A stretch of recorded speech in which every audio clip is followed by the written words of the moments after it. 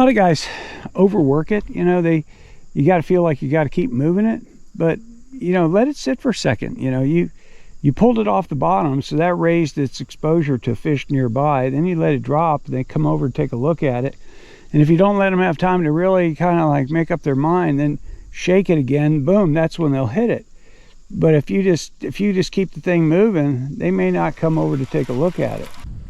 But guys will overwork it. They'll instead of bringing your rod tip up, watch this. This is how. So we make our cast. I'm going to strip out some line to make sure the bait drops straight down. I don't want it to pendulum back to me. I'm watching the line in front of me to see if it pops or jumps or starts to move, see if anybody picked it up on the way down. Now with my rod, I'm going to check now. Okay, nobody picked it up on the initial drop, but I'm not going to bring my rod all the way straight up over my head and sometimes behind my head. I see guys do that a lot. I'm going to keep that rod out in front of me. And I'm just going to tighten up the line a little bit, raise the rod, raise my wrist with that. So it's not just raising the rod with my wrist, lifting my wrist up to get that bait to come off the bottom if I want to.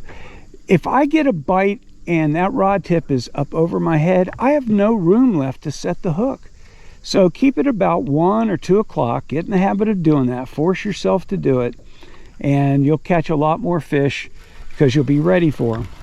Even if you make a mistake, you're in better position to set the hook on a fish when that rod is at 1 or 2 o'clock than it is when it's at 12 o'clock or 11 o'clock. Some guys will go even back behind their heads.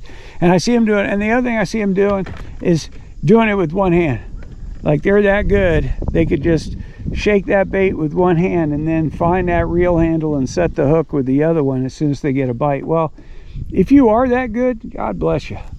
But if you're like me, I need every advantage I can get. I'm going to keep both hands on the rod. My cranking hand is always going to be on the handle. Of course, my rod hand always going to have that rod.